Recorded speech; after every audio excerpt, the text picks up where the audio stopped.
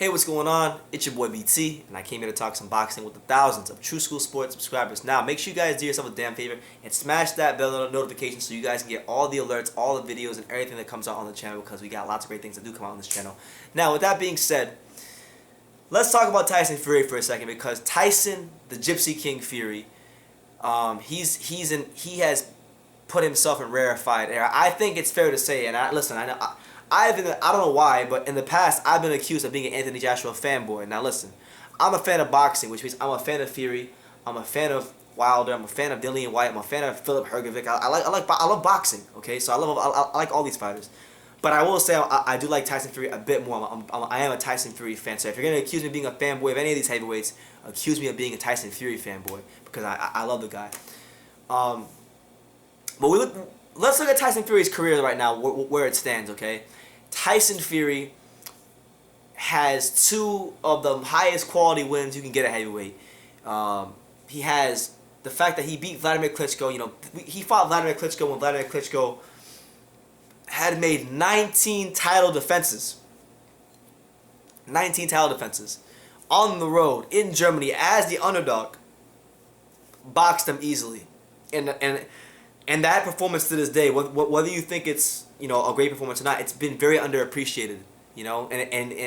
Sometimes I think people allow their emotions to take away from how great of a win that is contextually in the career of Tyson Fury.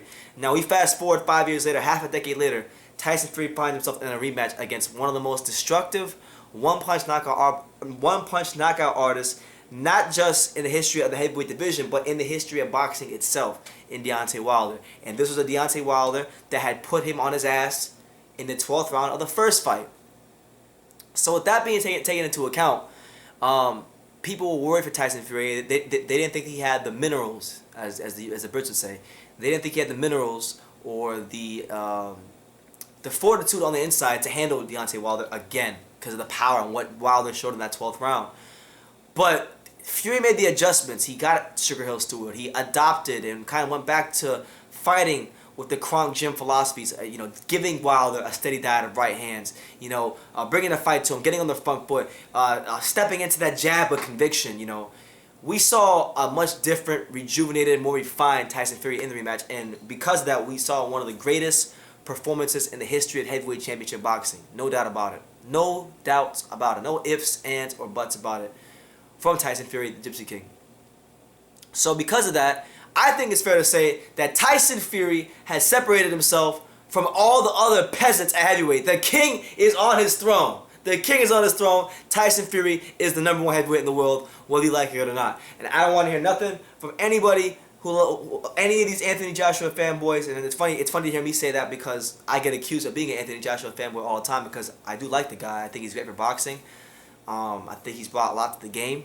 But listen, Tyson Fury is the best heavyweight in the world. And right now, as it stands, it's not even close. It's not even close, okay?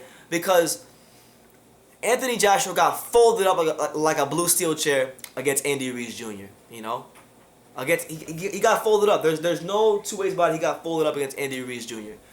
Yes, he redeemed himself. Fair play to him on redeeming himself. But the reality is Tyson Fury has never lost. He's never lost a fight. He's got two of the most significant wins in the heavyweight division right now, by dethroning Vladimir Klitschko when Vladimir Klitschko was the man. Then he beats Deontay Wilder when Deontay Wilder was the longest reigning champion in the division. And, at the time, people might want to rewrite history now. And they might want to exaggerate, not exaggerate, but highlight his flaws even more because they were exposed even more in this fight. But the reality is, going into that fight, Deontay Wilder was regarded by many as the hardest hitting heavyweight who ever lived. And Tyson Fury fought the hardest hitting heavyweight who ever lived, took the fight right to him, beat the shit out of him, and folded him up like a blue steel chair, rolled him up like a burrito at Taco Bell, and he just threw him across the ring like a football, like an American football, like at the park. So you gotta look at these things. You gotta look at those two wins right there. You gotta look at his wins against Derek Chisora, his two wins against Derek Chisora, which I think were good wins. Maybe his wins against Otto Wallen doesn't look so bad now because of how Otto Wallen performed in the fight. Tom Schwartz, who was ranked at the time. I'm not saying those guys are guys that you should highlight on his resume, but they're names and they're guys that he got wins over. Anthony Joshua has a good body of work. We acknowledge that here on True School Sports. You know, he has fought Alexander Povetkin. He has unified titles and beat Joseph Parker. He did beat Andy Ruiz in the rematch. You know, he fought the same Vladimir Klitschko, albeit on a layoff. And he was more motivated in the eyes of many people when Joshua fought him. So people said that's why his win is better than Fury's win.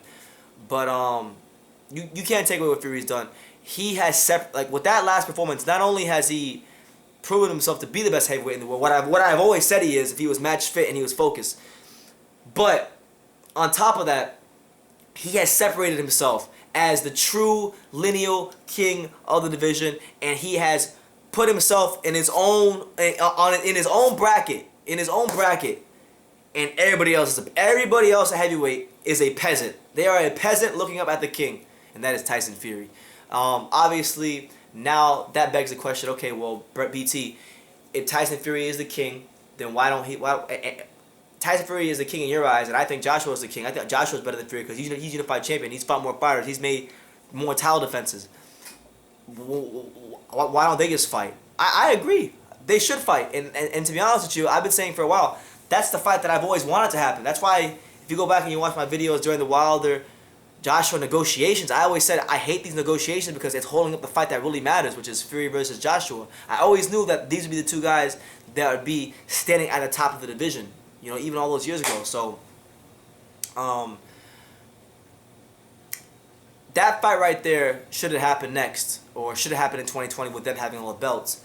That's going to determine who the true king is of the division for the undisputed title. But as it stands right now, as the landscape is right now, with Fury being the WBC lineal heavyweight champion, with wins over Deontay Wilder, who had 10 title defenses and was looked at as the hardest hitting heavyweight in the history of boxing coming into the fight. He beat him and destroyed him. The fight didn't even go into the championship rounds. He beat him. Then the other one, he beat Vladimir Klitschko, who many boxing historians would say is a top 10 heavyweight of all time. Had one of the longest heavyweight title runs of all time. How could you not say this guy's not the number one heavyweight in the world? You know? In fact, Anthony Joshua fans, because I'm sure some of you guys out there are going to still claim it and say Anthony Joshua is the best. If you disagree with what I'm saying, tell me in the comments, how is Tyson Fury not the best heavyweight in the world? Because I cannot think of a performance in any rematch of that magnitude recently where a fighter performed at that level, you know, because everybody thought going into the fight it was either going to be Wilder decision or no, Fury by decision or Wilder by KO, by knockout. Except me, of course. I said Fury was going to stop I actually made a bold prediction that said Fury was going to stop Deontay Wilder, and people thought I was crazy, but you know, I am crazy. I'm so crazy that I know what I'm looking at. So yeah, I just wanted to say that Tyson Fury, I think he's truly separated himself. I think that you know, it's time. I mean, I've seen most people on social media in boxing giving him his credit, but I think it's time for him to really get his credit. You know, as the best heavyweight in the world at this moment in time. Could that change in the future? You're damn right it can change in the future. Anthony Joshua has a big part to play in that if they fight for the undisputed championship. And let's have it right. You know, Anthony Joshua is younger than Fury. I think he still has room to grow as to where with Fury, while he did put up a great fight last night, I think Fury is what he is, which is a great fighter, and an all-time great fighter. He's gonna go down as one of the best heavyweights to ever put on a pair of boxing gloves. But Anthony Joshua, I don't think we've quite seen the best of Anthony Joshua yet, and because of that it makes that fight more interesting because he's a more polished boxer. He's got respectable punching power. He knows how to finish fighters. He's been in big fights, so we know, unlike, you know, no disrespect to Wilder, but like we know that Anthony Joshua isn't going to be fazed by the big stage. And I believe Wilder was a bit fazed by the big stage because that was the biggest stage he ever fought on last night. You know, a rematch, MGM Grand, sold out. You know, with biggest heavyweight fight Las Vegas has seen in well over 15 years.